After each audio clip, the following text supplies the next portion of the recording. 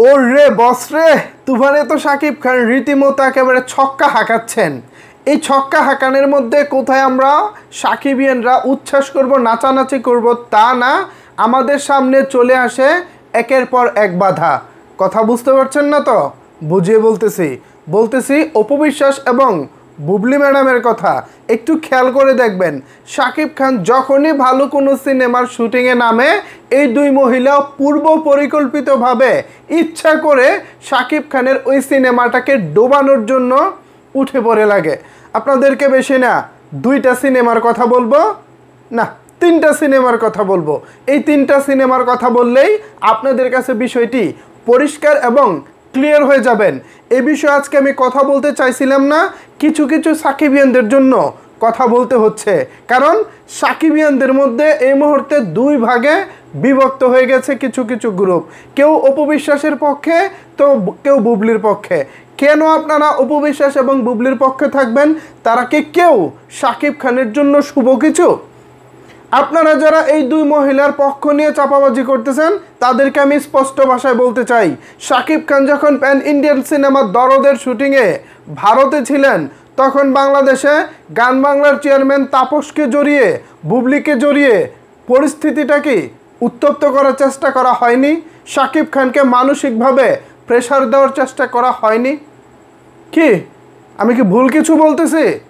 শাকিব খানের প্রিয়তম সিনেমা মুক্তির আগে শাহরিয়ার নাজিম জয়ের একটি অনুষ্ঠানে বুবলি কেঁদে শাকিব খান তার বাচ্চার খবর নেয় না, ভরণ পোষণ দেয় না, নানা রকমের কথাবার্তা অভিযোগ করে কেঁদে নাকের পানি চোখের পানি এক করেছে।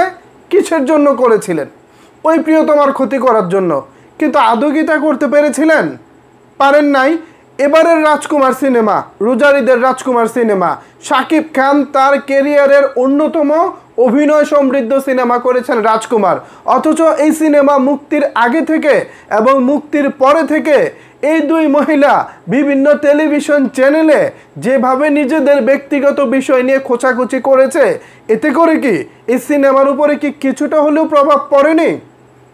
সাকিবিয়ানরা, আপনারা যারা এই দুই মহিলার গ্রুপে বিভক্ত, আপনাদের কাছে আমি এই প্রশ্নটা করতে চাই, এতে করে কি কোনোভাবে কি সিনেমার উপরে প্রভাব পড়েনি? 100% পড়েছে। এবার দেখেন, এবার যখন শাকিব খান আরও একটি বড় প্রজেক্ট, তুফানের মতো বড় প্রজেক্টে এখন ভারতে রয়েছেন, ঠিক সেই সময় আবারও সামনে এসেছে এই ব্যক্তিগত বিষয়। এখন এই ব্যক্তিগত বিষয় নিয়ে চর্চা হবে। অনেকেই বলতে পারেন, ভাই হলে আর কি করার, হলে অনেক কিছু করার আছে। এখানে শাকিব খানের শক্ত হাতে দমন করা উচিত। বাংলাদেশের প্রত্যেকটা নিউজ চ্যানেলে অলরেডি শাকিব খানের পরিবার থেকে দেওয়া স্টেটমেন্ট, পাল্টা বুবলি আজকে প্রথম আলোতে আরও একটি স্টেটমেন্ট দিয়েছেন, একেবারে লেজে গোবরে অবস্থা। লেবু কসলালে যেমন তিতা হয়, এখন এই বিষয়গুলো এমনইভাবে তিতা হচ্ছে। বুবলি এবং অপু বিশ্বাস, আপনাদেরকে স্পষ্ট ভাষায় বলতে চাই, আপনাদের এই ঝগড়ার কারণে যদি তৃতীয় ব্যক্তি শাকিব খানকে বিয়ে করে, চিন্তা করবেন 1000 কোটি টাকার সম্পত্তির মধ্যে কিন্তু নতুন কেউ ভাগ বসাতে আসছে।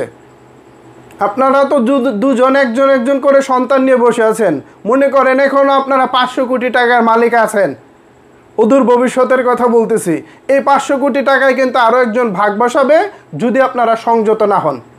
পার্সোনালি আমি আপনাদের কাউকেই পছন্দ করি না, তবে একটা পরামর্শ দিয়ে দিলাম, এই 500 কোটি টাকা যদি বলবৎ রাখতে চান এক একজনে, তাইলে সোজা হয়ে যান।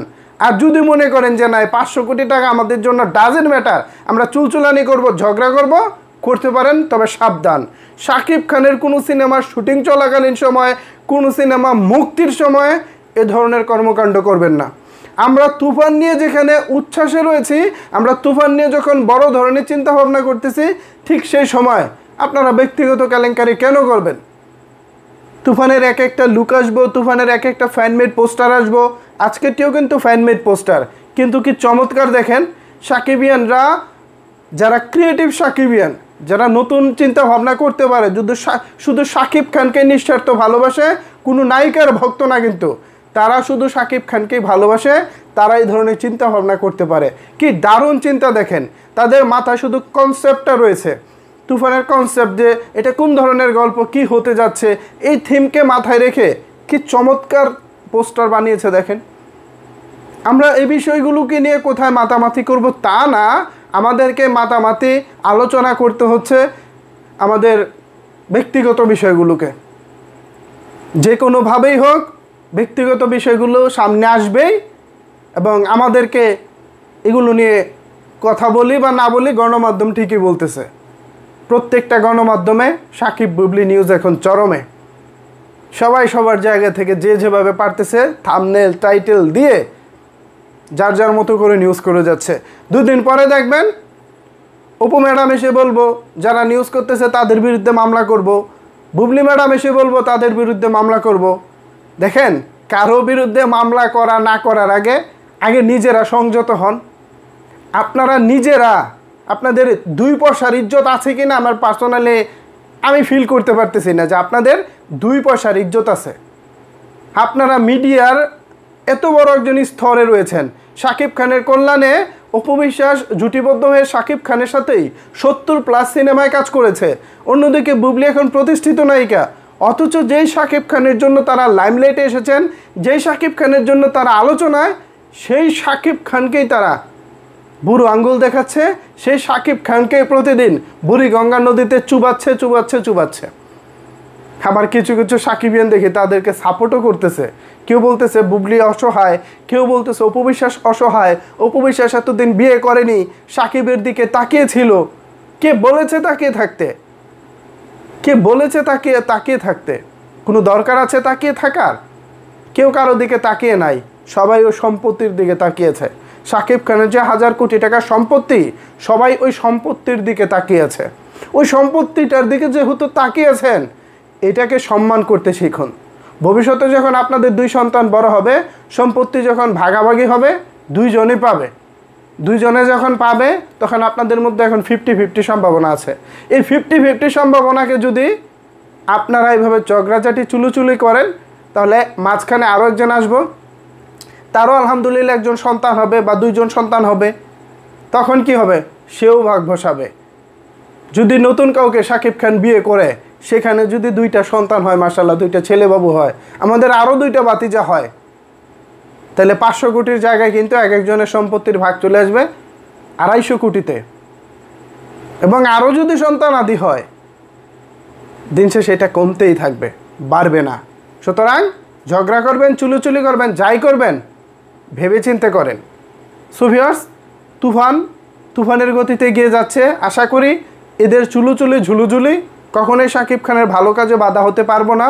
তবে দিন শেষে তিনিও তো একজন মানুষ, তারও তো একটা মানসিক চাপ থাকতে পারে। কি হচ্ছে এসব, কেন হচ্ছে? আমি তো এগুলো চাইনি, কিন্তু তারপরেও কেন আমার উপরে এগুলো আসছে? সেও তো এটা কাজের বাইরে ভাবতে পারে। সেই ভাবনাটাও তো কাজের উপরে একটা ঝামেলা ফেলতে পারে। এ বিষয়ে আসলে আপনারা কী ভাবছেন সেটাই নিচের কমেন্ট বক্সে জানিয়ে যাবেন। ধন্যবাদ সবাইকে সম্পূর্ণ ভিডিওটি দেখার জন্য।